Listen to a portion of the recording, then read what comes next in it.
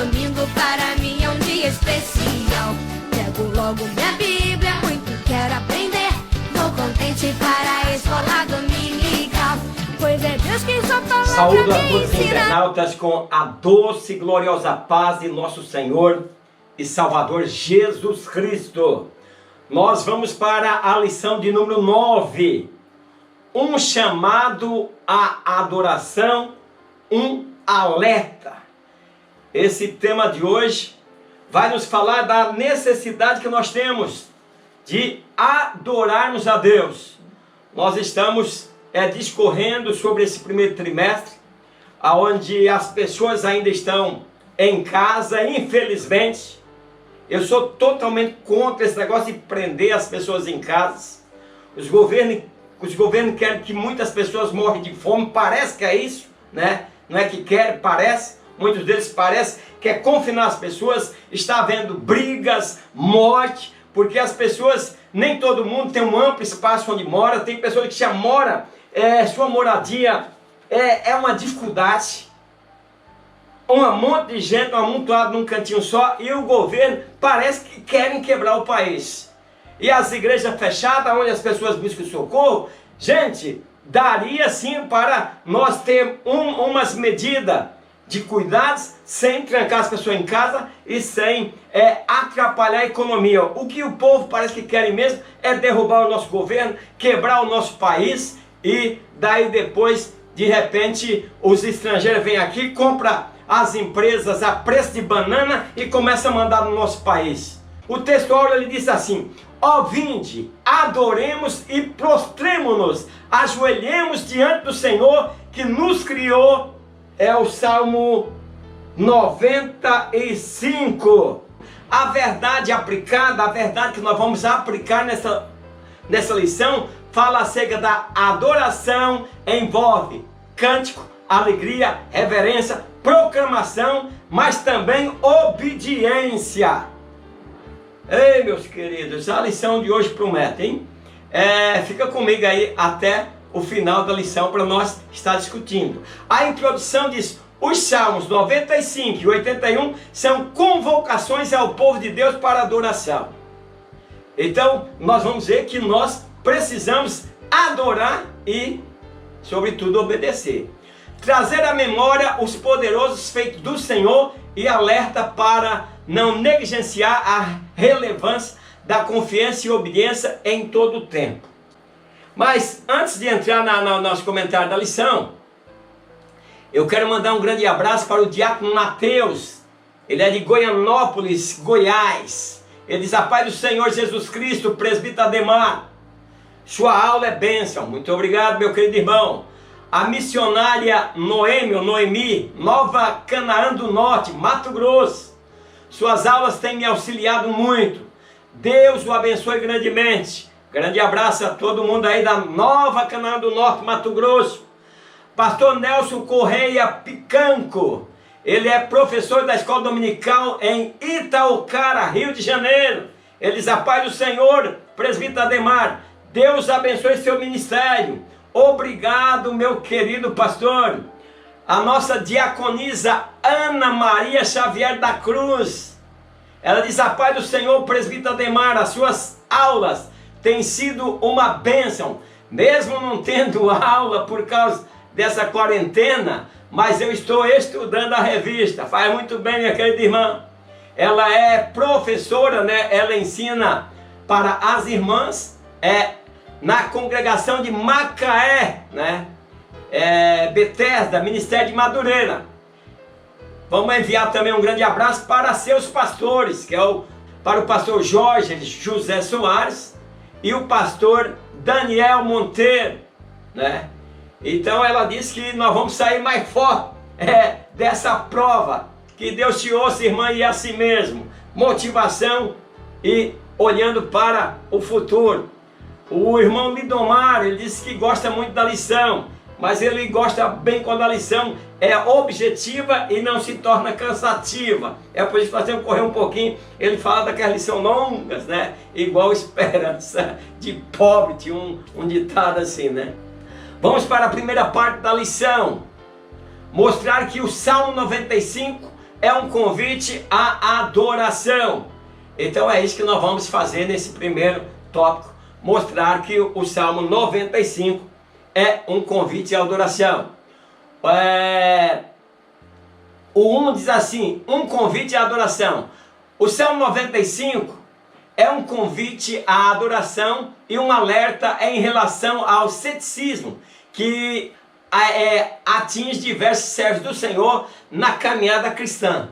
Então, meus queridos, nesse Salmo 95, que ele já começa dizendo, vinde e cantemos ao Senhor, o nosso comentador desta lição está dizendo que esse Salmo, ele nos convida a adorar, é um alerta para que nós possamos nos aproximar do Senhor. E ele fala do ceticismo. O que é o ceticismo? O ceticismo é um comportamento da pessoa que é como a onda do mar, que Jesus disse, que aqueles que duvidam é como a onda do mar. Quer dizer, tem hora que ele fica meio duvidando, fica meio parado no ar. Vou dar um exemplo aqui, que, por exemplo, um filho, por exemplo, ele pode, ora, ter certeza que realmente aquele é seu pai, e ora, talvez ele vê traços que não estão igual, e pensa, mas será que é meu pai mesmo? Será que eu não fui adotado? Né? E será que a minha mãe não fez algo e eu saí um pouco diferente? Então isso é ceticismo, né? Ele acredita e ora ele duvida. Então ele acha que ele poderia estar enganado, né? E sobre uma série de outras coisas, né? Que até então julgava certas. Muitas pessoas julgam a palavra de Deus certa, julgam que está fazendo a coisa certa, mas daqui a pouco começa a duvidar. E aí ele pensa, se eu reparar direito, tudo que eu tenho são crenças. Ele diz algumas até razoáveis, mas nada do que possa me dizer que é uma verdade irrefutável. Então é isso que a palavra de Deus não quer de nós, que nós tenhamos a palavra de Deus, a nossa crença, um ceticismo. 1.1, vinde e cantemos. Encontramos inicialmente o saltério chamando o povo para cantar ao Senhor e se alegrar na presença do Senhor. Então, esse convite, ele ressalta dois importantes pontos no ato de louvor ao Senhor. Em primeiro, louvar com júbilo e com alegria. Olha, meus queridos, não é um reteté. Nós temos que ter alegria em louvar ao Senhor. A alegria, ela representa o nosso contentamento em servir o Senhor. Quer dizer, nós louvamos a Deus com prazer do fundo de nossa alma. Em segundo, o louvor deve ser dirigido ao Senhor e não ao homem. Mas como tem missionário que dirige louvor ao homem. Olha, eu duvido, pelo menos na Assembleia de Deus eu vejo isso, que alguém receba mais profetada do que um pastor presidente, do que o pastor que está na direção do trabalho. Os interesses vão acima do recado de Deus. E aí passam a profetizar para os pastores, achando que os pastores são meninos e que vão abrir, escancarar as portas para eles fazerem o que quiser. 1.2, ele está acima de todos os deuses. Do versículo 3 em diante, o salmista identifica as razões pelas quais se deve adorar ao Senhor. E a primeira delas consiste no fato de que ele é o grande rei acima de todos os deuses. Então, meus queridos, já na época do salmista, o povo já acreditava em muitos deuses. Então, não é diferente nos dias de hoje. Existem muitos deuses e aqui o salmista convoca o povo a adorar somente o Deus de Israel. Então, eles conviviam com a nação de Israel, que era politeísta, quer dizer, cria em vários deuses também. E acabava construindo ídolos para adorar. Parece que eles tinham acabado de sair do Egito, que quando chegaram lá, mandou que Arão fizesse um bezerro de ouro para ser um ídolo, para eles verem um Deus que eles podiam apalpar. Então o povo tem problema com Deus apalpável. Mas nós vemos que no decorrer da história bíblica, um dos maiores esforços dos profetas era pregar contra a idolatria. Porque Israel, com todo esse problema, você vai dizer, mas eu não entendo, era o povo escolhido de Deus. Mas infelizmente, sendo escolhido de Deus, se inclinava à idolatria. E aí por isso eles foram punidos diversas vezes. A última punição do povo de Israel, após a morte de Jesus, durou muitos e muitos anos. Imagina, nos anos 70, eles foram voltar agora em 1946, que foram ter a sua pátria de volta. Então, Israel, considerado nação eleita de Deus, tem pagado um alto preço por adorar a idolatria. Então é preciso ver o que nós estamos adorando. Idolatria não é só aquelas imagens que você vê sendo adorado, né? Não são essas imagens feitas por mão de homem. Não é só isso não que é idolatria. Idolatria é muitas coisas que você fica preso àquilo. O apóstolo João já ensinava, filhinho, guardai-vos dos ídolos. Paulo disse, ó, fugir da idolatria. Então engana-se quem pensa que a idolatria está relacionada apenas à imagem. Então é preciso afastar-se de tudo aquilo que possa tomar o lugar de Deus. Idolatria é quando você coloca outra coisa para poder estar tomando. Por exemplo, você está mais preocupado com tal coisa do que com Deus. Então essa outra coisa se torna um ídolo para você. O 1.3 diz, nas suas mãos estão as profundezas da terra. Outra razão para adorar ao Senhor consiste no fato de que em suas mãos estão as profundezas da terra. Então nós sabemos que a própria Bíblia, queridos professores, queridos alunos, que a própria Bíblia, ela diz que no princípio Deus criou o céu e a terra. Então a terra surge pelo poder da palavra de Deus. Então aí Deus criou todo o cenário para que o homem pudesse viver. E aí delegando a ele as tarefas de cuidar, de zelar e de tirar o seu sustento. Mas nós confundimos. Então, meus queridos, nós precisamos se preocupar em fazer uma adoração que realmente nós adoramos a Deus. Cada um tem a sua maneira de gostar. O objetivo da segunda parte da lição é entender o que é a adoração verdadeira. Então, nesse tópico agora, queridos internautas, professores, alunos, nós vamos procurar compreender o que é uma adoração verdadeira. O 2 diz, entendendo o que é adoração. O salmista faz um segundo convite. Ó, vinde, adoremos e prostremos-nos, ajoelhemos diante do Senhor que nos criou. Então agora há um convite para 3 atos. O primeiro, adorar. Adorar de que forma? Prostrado, ajoelhar. E para que nós possamos referenciar o nosso grande Deus. O 2.1 diz conceito de adoração. O conceito de adoração, por vezes, é confundido com a ideia de apresentar alguns cânticos ou participar de algum culto. Então aqui o comentador da lição está nos mostrando, olha, esse conceito de adoração está errado. Porque adorar vai além do que por exemplo, simplesmente um louvor ou uma participação de um culto. Você pode cantar para se apresentar, você pode cantar bonito, mas cantar sem unção. Isso não adora a Deus.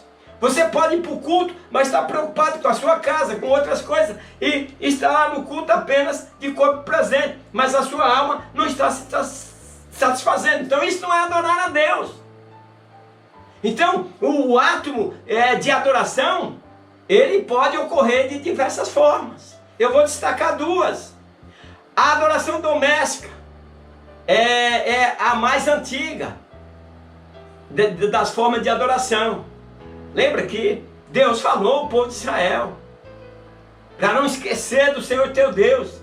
Então, bem antes aí de Israel se tornar uma nação, Abraão, Isaac, Jacó adorava a Deus realizando e oferecendo a ele sacrifício. E os seus filhos eram instruídos pela a palavra de Deus. Em segundo lugar, a adoração pública, que refere-se a diversas festas que tinham o objetivo de relembrar os feitos de Deus, entre elas Páscoas, Festa do Tabernáculo e Pentecostes. Hoje nós temos diversas festas, mas parece que as diversas festas que nós temos, infelizmente, muitas vezes é a apresentação da igreja local para os visitantes, e isso acaba trazendo alguns prejuízos. O 2.2 diz a forma de adoração. Ao conversar com a mulher samaritana, Jesus estabeleceu a forma como se deve adorar, quando ela lhe apresenta a questão quanto ao lugar onde se deveria adorar. Vocês sabem que havia naquele tempo ali uma discussão se adorava Deus em Jerusalém ou no Monte Gerizim. Então eles tinham aquela discussão, onde é que vai adorar? E essa mulher faz a pergunta para Jesus, e ele diz que os verdadeiros adoradores adoram o Pai em espírito e em verdade, quer dizer, em qualquer lugar. Esse negócio de simbolismo, né? Sem substância, não tem qualquer valor para Deus. Quer dizer, é um mero cumprimento de rituais. Então muitas pessoas adoram a Deus de uma maneira ritualista, né? A adoração que apenas cumpre os aspectos rituais, mas não espelha atributos de Deus. É uma falsa adoração, apenas um rito a ser seguido. O 2.3 diz atitude para uma verdadeira adoração.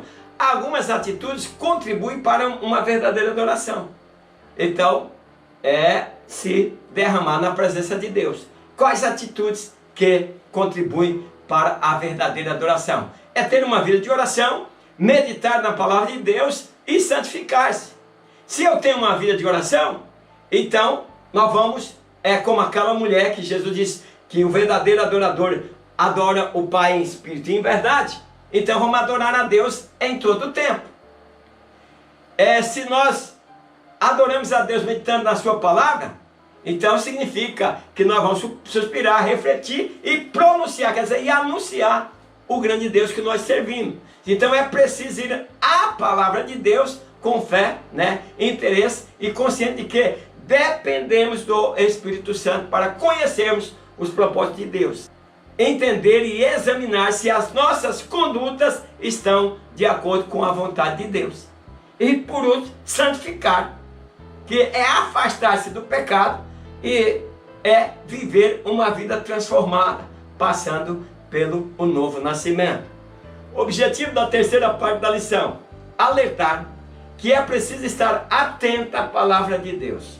É preciso estar atento à palavra de Deus. 3, né? Enquanto adora, o povo de Deus deve manter atenção às demonstrações e aos alertas de Deus ao seu povo e procurar aprender para não incorrer nos erros do passado.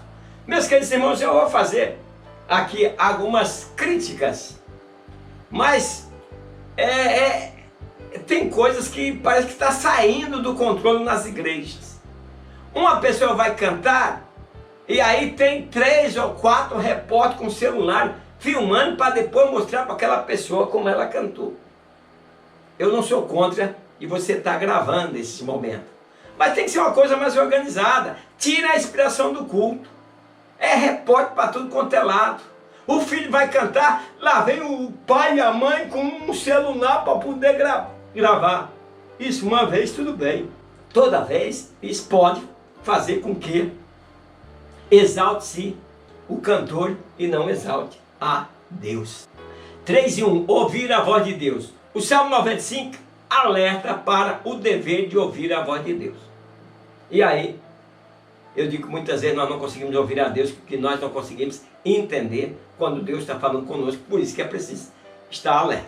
Então nós precisamos entender o que vem a ser ouvir a voz de Deus, e quando para você ouvir a Deus, você precisa estar andando em obediência, ouvindo, né? Porque diz que as ovelhas ouvem a voz do seu pastor, atendem a sua determinação e o seguem. Então, não tem como você ouvir a Deus na desobediência. A voz de Deus precisa ser ouvida. Não é só um dia, todos os dias. Deus repreendeu severamente aqueles que andaram pelo caminho da desobediência. Quando você anda em obediência, é sinal que você está ouvindo a voz de Deus e seguindo da maneira que lhe agrada. A obediência ela precisa ser praticada todos os dias. Então, aprende-se a obedecer como? Obedecendo. Jesus ensinou os seus discípulos qual é o caminho da obediência. Ao tratar com Pedro, Cristo foi cirúrgico e primeiro perguntou se ele o amava. Porque se você não ama, você não obedece. Quando você ama, você faz sacrifício pelo amor que você tem. Muitas vezes, você faz coisas que para você não faria, mas para o amor você se entrega àquilo. Então há muitos que dizem que amar a Cristo e não obedecer a sua palavra por exemplo, aí é uma questão que você vive em desobediência. O 3.2 diz não endurecer o coração. O Salmo alerta o povo de Deus a não endurecer o coração como em Meribá e como no dia da tentação no deserto. Hoje muitas vezes nós vivemos com o coração endurecido, queremos que Deus fale conosco, queremos que Deus faça maravilha em nosso meio, mas nós não obedecemos. Então a expressão endurecer aqui está consistindo em resistir ouvir a voz de Deus, que diz, não faz isso. A voz de Deus está aqui através da sua palavra, que está escrita na palavra de Deus. Então, resistência em acreditar nas promessas de Deus. Se você não acredita, as promessas dificilmente vai te alcançar. O 3.3 diz, relação com o Salmo 81. O Salmo 81 possui uma relação com a mensagem apregoada no Salmo 95, que o 95 começa dizendo, vinde, cantemos ao Senhor, cantemos com júbilo, a rocha da nossa salvação. Inicia conclamando o povo à adoração. É um cântico festivo, mas também faz um alerta ao povo de Israel quando ao caminho da desobediência. Quando você anda no caminho da desobediência, você vai ter problema. Então, esta é uma importante lição para os nossos dias. Cantar, lembrar dos feitos do Senhor, manter o interesse e a disposição em viver de acordo com a vontade de Deus. Isso você passa a viver de acordo com os escritos sagrados. E nós temos que nos preocupar com isso. Para que a nossa vida vá bem, é preciso que nós obedecemos a Deus. Conclusão, os salmos nos convocam à adoração e instruções, advertência para o povo de Deus, não desprezar a importância da palavra de Deus e de cultivar uma vida de confiança e obediência ao Senhor. Faça isso, meus queridos internautas, queridos professores, queridos alunos, e tudo irá bem. Que Deus abençoe a todos vocês. Quero convidar vocês para a próxima aula, a próxima lição, que é a lição número 10, que é rendendo graça ao Senhor. Aguardo você na próxima lição e até lá, na paz do Senhor. Amém.